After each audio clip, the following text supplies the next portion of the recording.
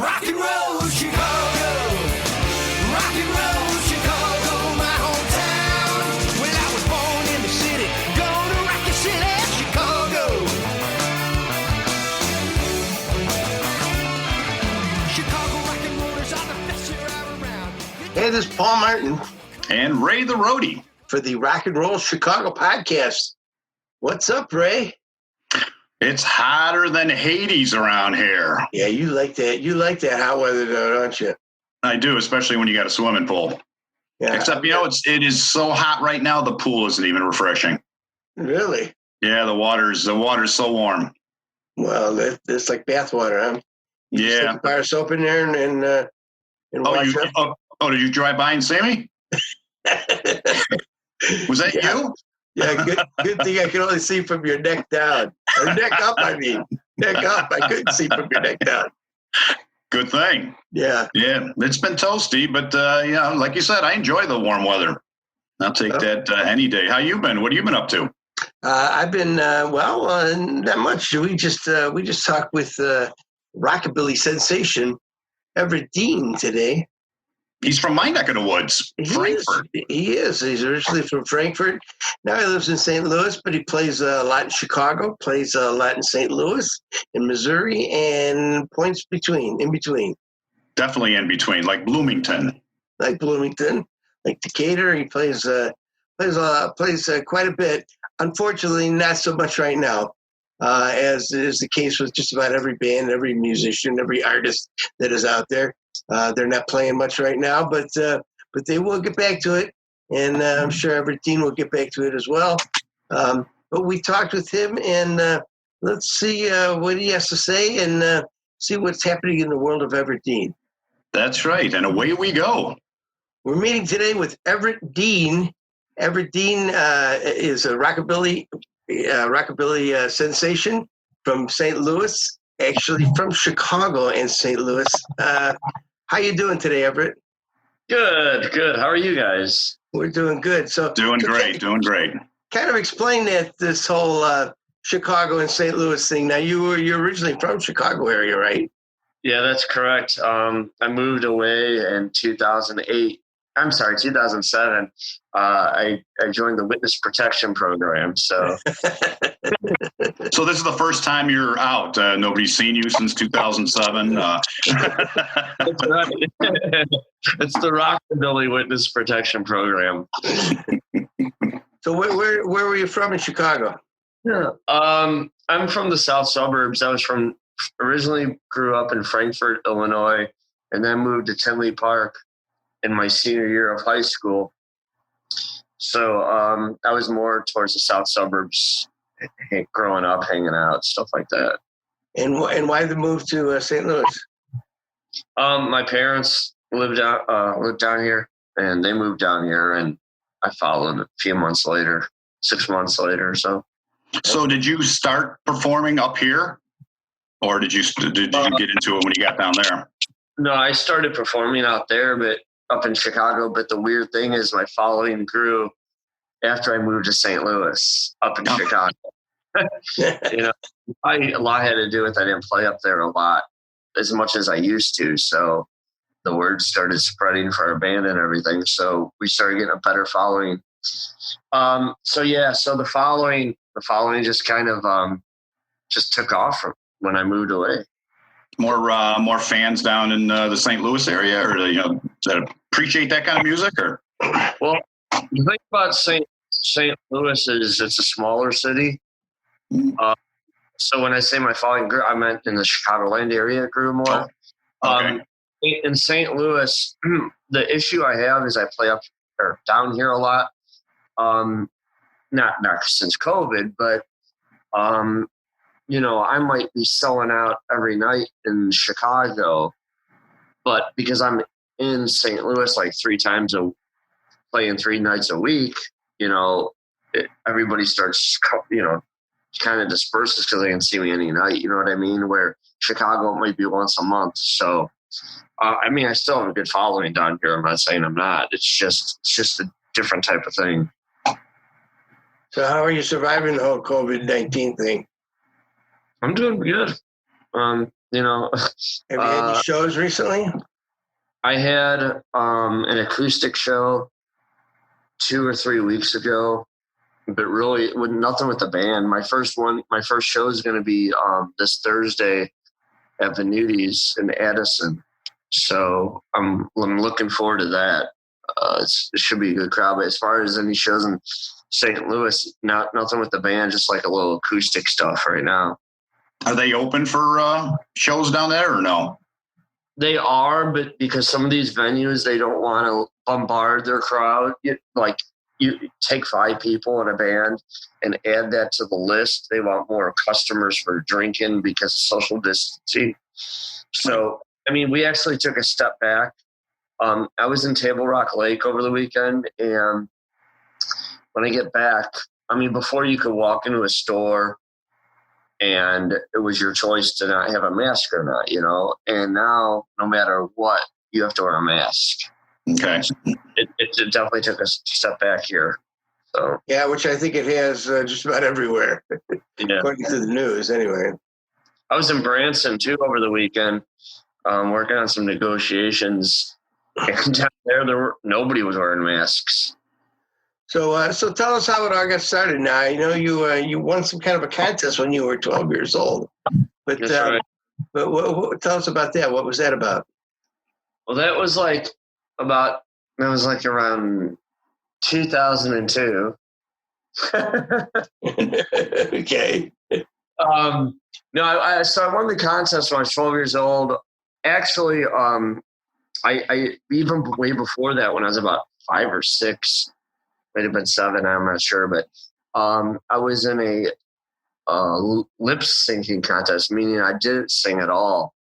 And I just danced to Blue Suede Shoes, and I won first place on that. And then when I was 12 years old, I won a singing contest in, I think it was 7th grade.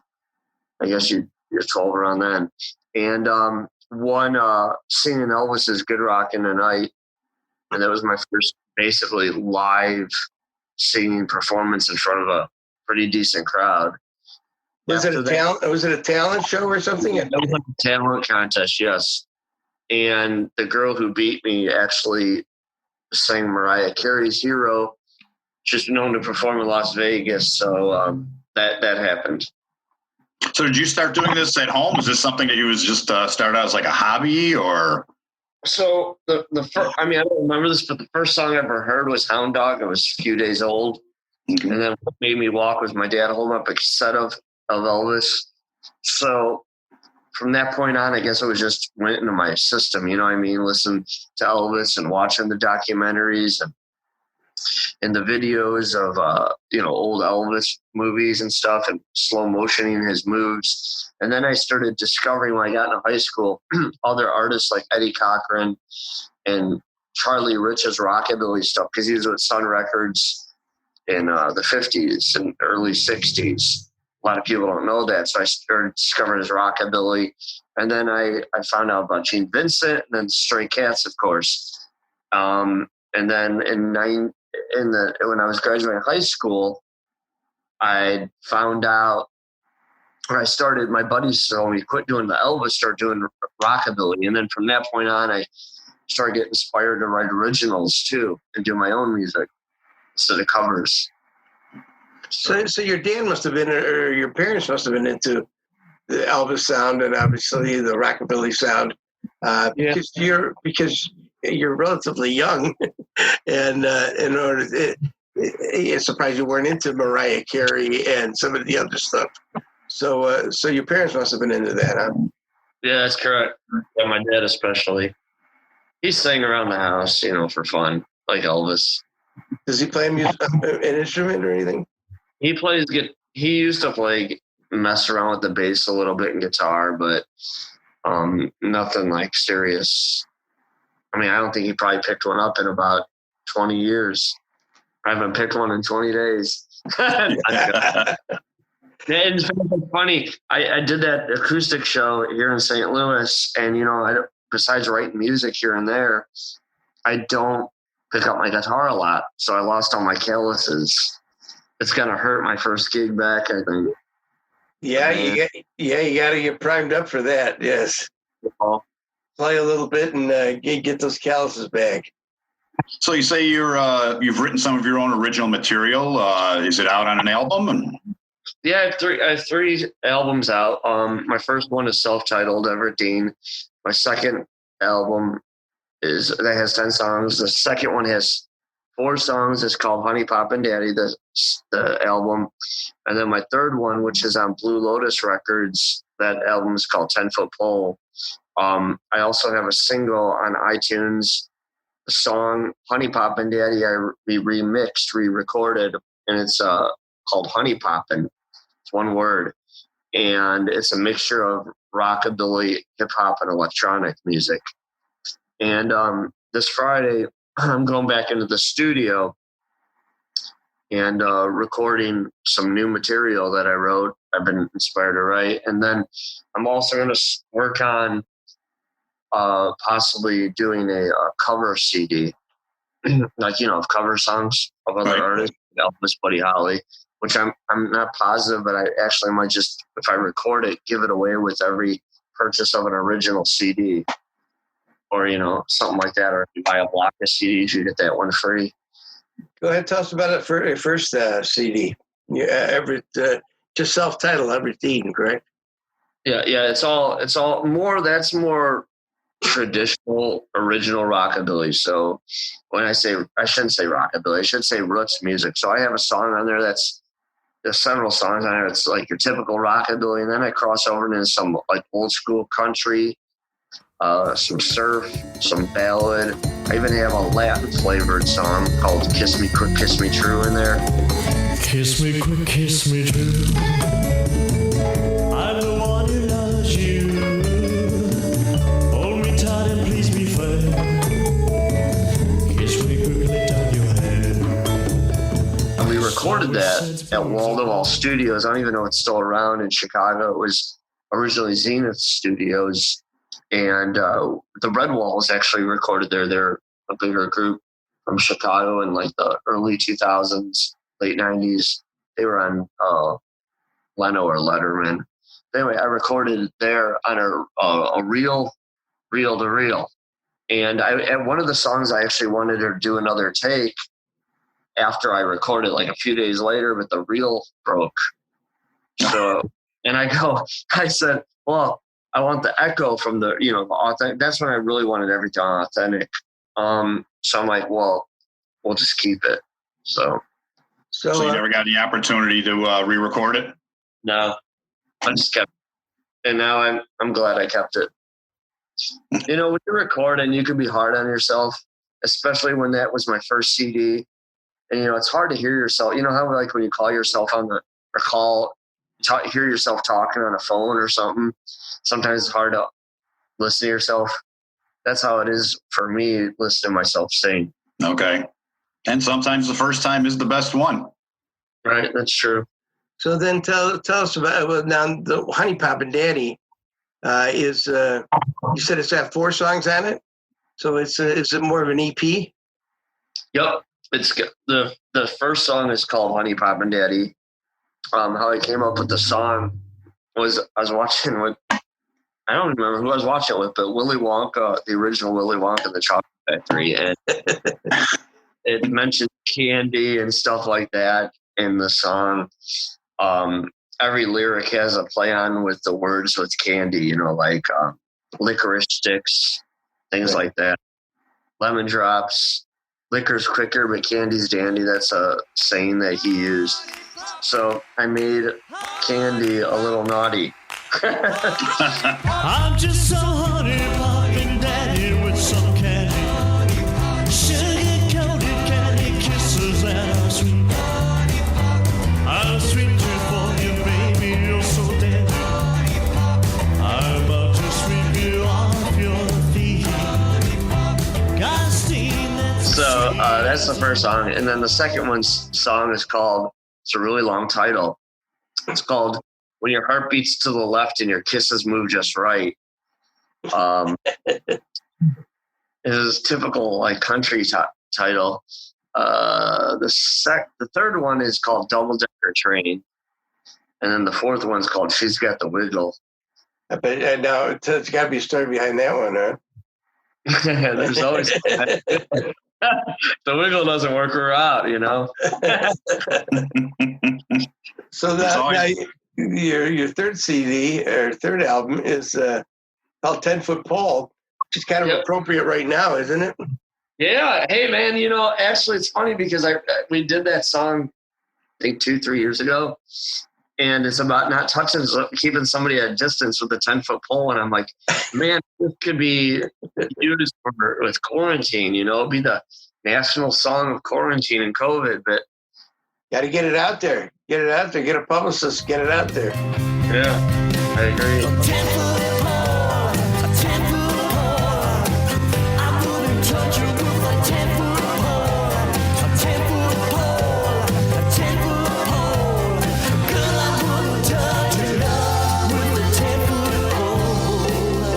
So you're working on something right now?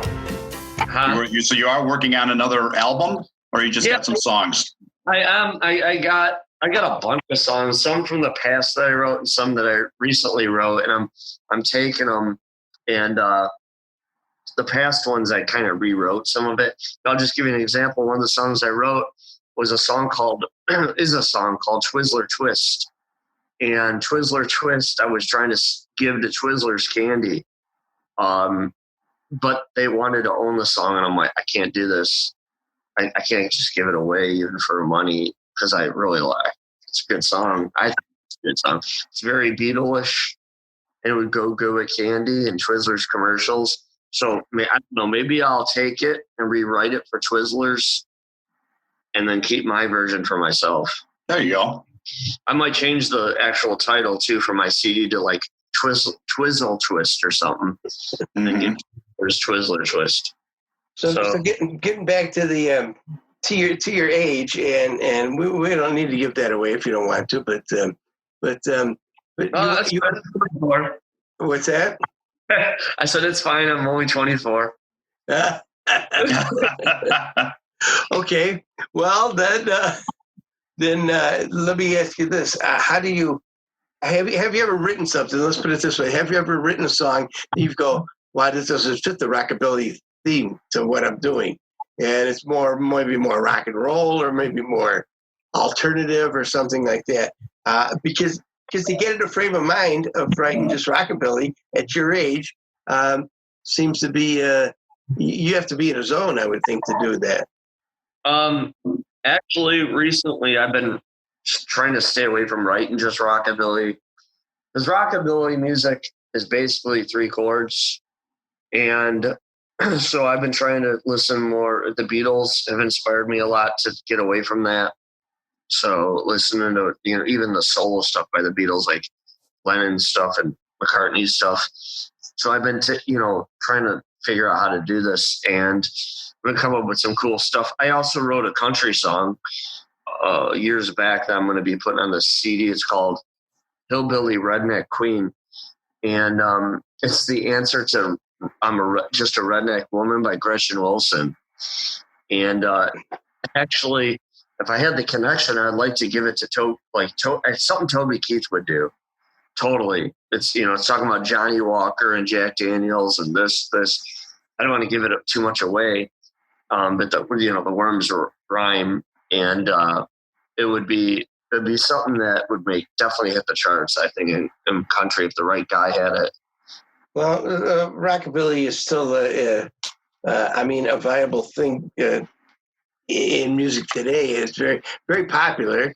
And are your crowds, do you have a young crowd that comes out to see you, or are most of your crowd's a little bit older? Well, in St. Louis, when we played like the club circuit out here, it's mostly younger people. Just your typical college girls, cute little college girls. So the following there, it's a lot younger than the Chicagoland area.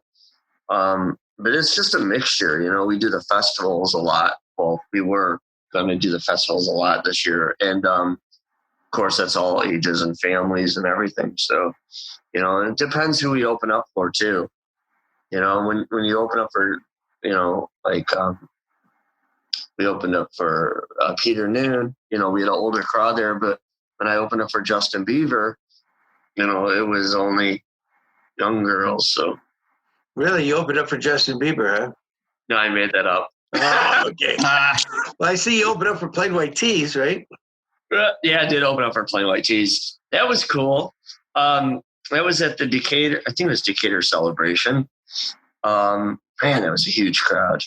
Yeah, it was really neat. Are they still around? Oh, yeah. I believe so, yeah. Oh. They're from the Chicagoland area. Right. Yeah, the western suburbs. So obviously, you feel that the rockabilly is kind of a timeless entity, I guess, because it still attracts young people and old. And so, tell us about Honey Poppin', the rap version or the hip hop version. Well, so I had this idea, and I brought it to. You know, I was at this time when I came up with this idea, I didn't know how to mix rockabilly and hip hop at all. So I brought it to a producer named Eric Olson, who plays a mixture of stuff and actually does mixing of hip hop. And him and I got together with it and called up a rapper named Sincere. Eric sent me a bunch of recordings of different rappers, and I picked Sincere, and Sincere wrote the rap part for that song, and basically we just re-recorded it. And then what they did was they took the drummer Joe Smith, and he would do the click parts, so make that rockabilly sound. And then once they recorded several different drum takes, they took the beats, the electronic beats, and started recording that. And then they put the drum part over the beats. And then he came in and laid down the piano parts. And then we called the Jersey Girls. They came in and recorded the background vocals. So it's very neat. If you guys have it, you know, check it out. If you don't have it, check it out. I think I sent it to you though. I be a honey poppin' daddy in my big old caddy. She wanna cruise through the valley with the wind in her head. Don't need a head every shop on the average spree. She just happy with a guy like me. I got a bag full of goodies and they fresh up the oven like Betty Crocker. She needs some love, and my love is as sweet as licorice. Come here and get a Hershey's kiss of this, and we can talk about the version of bees, cause I got a lot of honey, if you know what I mean. I ain't got a lot of money, but you know what it be. So come in, mommy, step a little closer. Jump on in, I'll be your chauffeur. First stop, Candyland. I'll be your honey poppin' daddy with a candy man. Yeah. But and now, who are the Jersey Girls?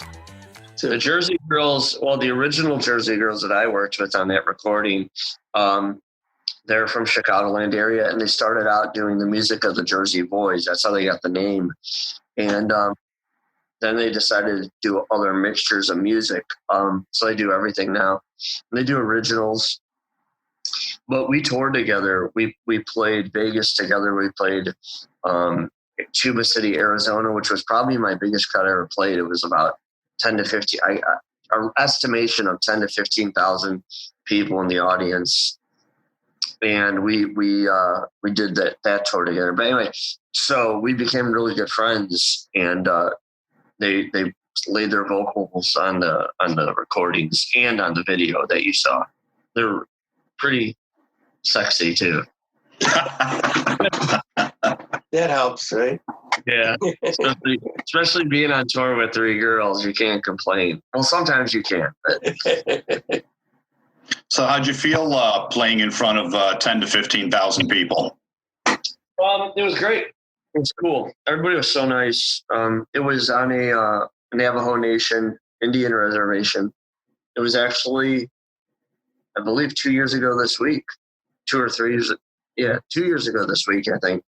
It was just the neatest experience. But, you know, the bad thing about it was, you know, we flew in from Chicago in July.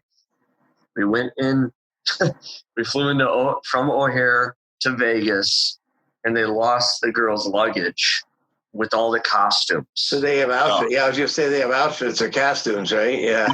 So we had to, on the road, stop over and go shopping. and we we went shopping really quick, and it was a 3-4 hour drive from Vegas to Tuba City, Arizona. And then we got over there, and man, if you've never been in Vegas, I mean, not Vegas, Arizona, it is a nightmare to perform outside because my eyes dried out, my vocal cords dried out. It was so, I mean, I can still sing, but it was just so dry that it was crazy. I never experienced anything like this. You know, you're in the desert, so. Huh? I was going to say, I've been in Vegas like that, where it's gotten so hot and dry that, you know, your eyes dry out, your mouth, everything. It's different. Yeah, it is. And the thing about Vegas, though, you know, you're kind of indoors. You know, this was, I mean, direct outdoors. And then we got to hang out in the next morning at the Navajo Nation, and we saw some historical stuff. It was just so neat, you know, to learn some of the stuff that we did. So that's great. You now you have one band, but you have two separate bands, correct? Yeah, so I have like basically 3 bands, but 2 are my main ones. I have a St. Louis band and a Chicago band, and then sometimes a Cincinnati band, but they've been busy working with somebody else. So when I'm in St. Louis, I use a St. Louis band. When I'm in Chicago, I use a Chicago band. And then whichever is closer to wherever I'm going to play, that's the band I usually bring. I said, what do you do when you play like in Bloomington then? You're about halfway. That's funny you say that, because once I played Bloomington, I used a St. Louis band. Another time I played it, and I used a Chicago band. So I think it was just for that, whoever's available. Now in the band, you play acoustic guitar, correct? And sing. And electric. Indeed, I play rhythm. And but then you have a lead guitar player and a stand-up bass, right? Right. And a keyboard player? Not no more stand-up bass. No, it's just a regular bass guitar. Usually it's a Hofner bass. And right. and a drummer and a keyboard player, correct? Yep. So it's a 4-piece plus you. So right. That's awesome. 5-piece and a coleslaw. With a large Coke. Yeah, right. And some biscuits. Now I'm getting hungry. So you've got some shows coming up, hopefully? Yeah, definitely this Thursday, unless something changes that I didn't hear of. But this Thursday, you know, we're doing the smaller shows right now. I was in Branson for some meetings, but I think that's going to be postponed.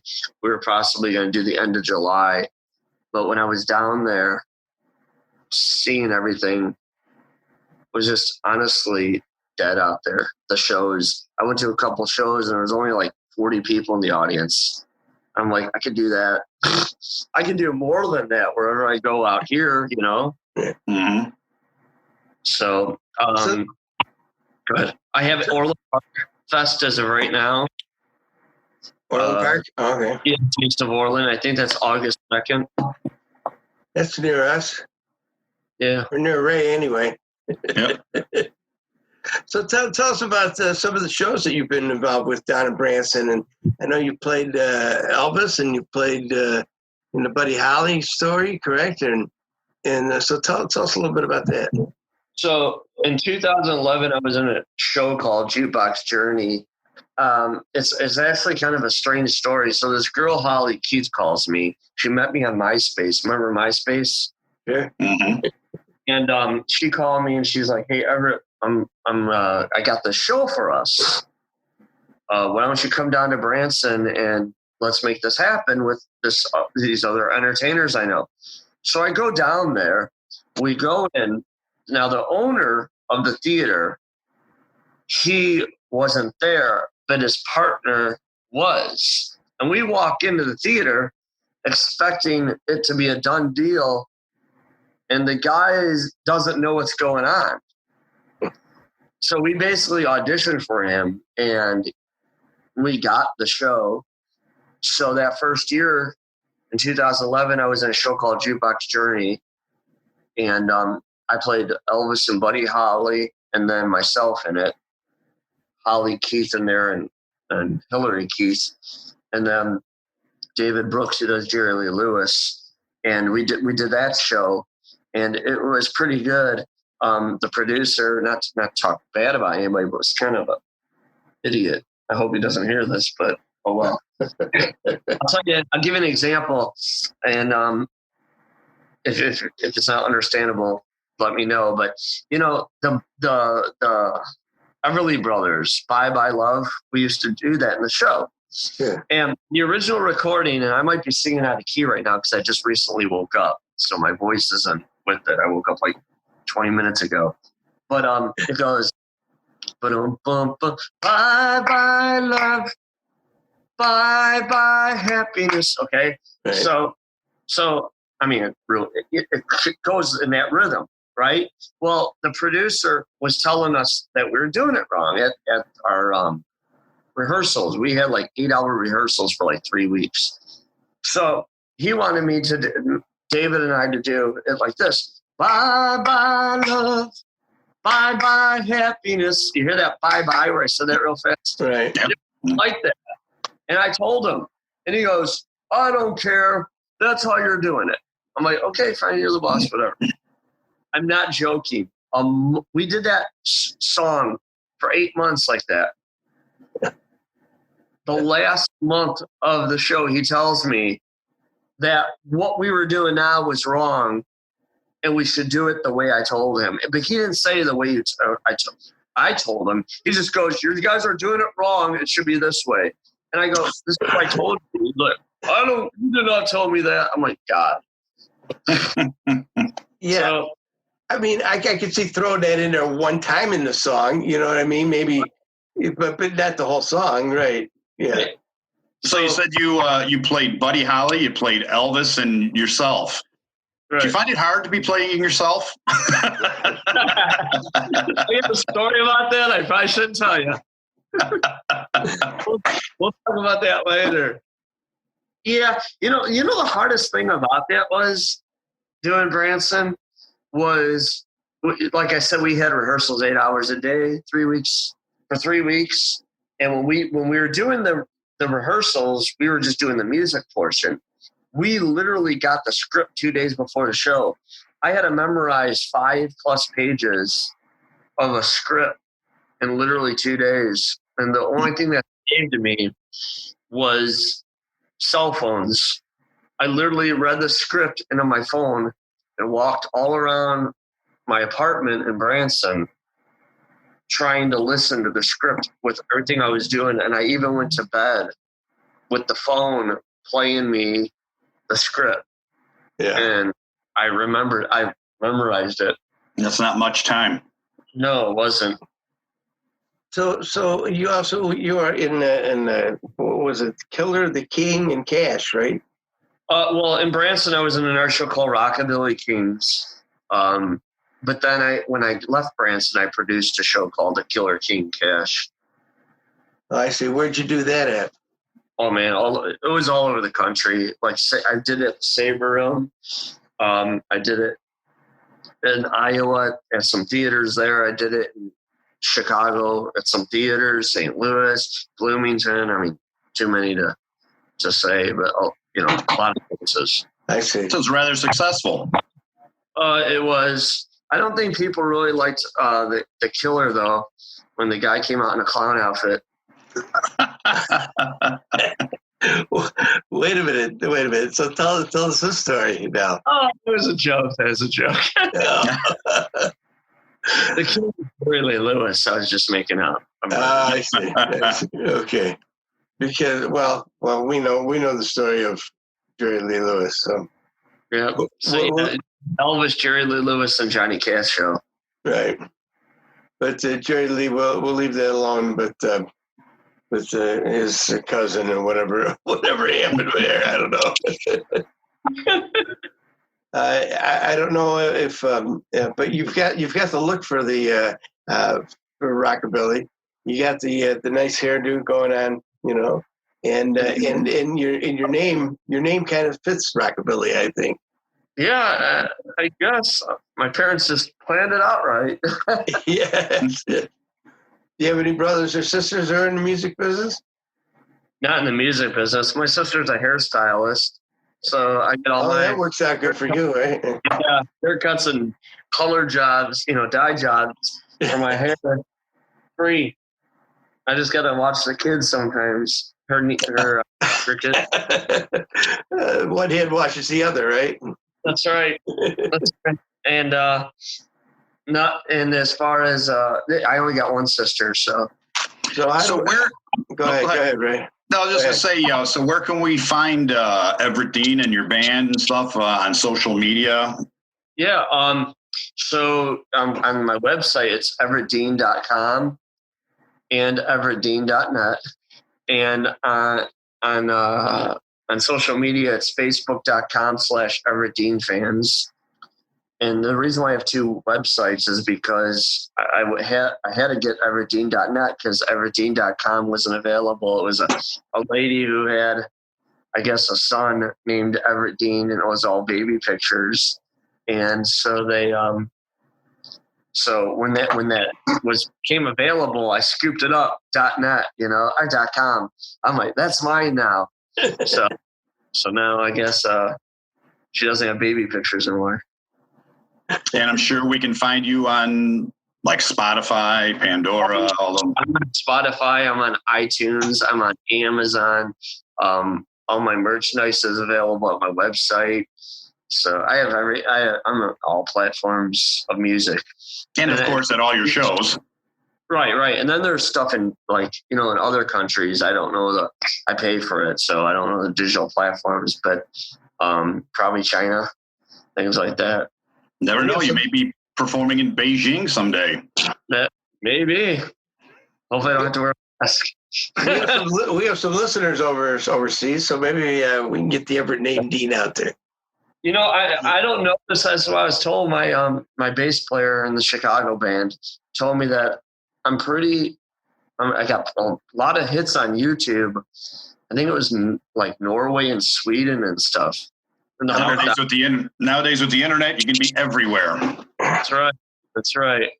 Sometimes I don't know if I'm coming or going too, even without the internet. Last summer, man, I'd be in Florida, Chicago, and I'd be like, was I just on this road? Did I just see myself pass by? Well, that's good. It's a shame that he can't keep us busy this summer, but hopefully by next year, everything will be back to normal and we'll all be out there playing and enjoying music again.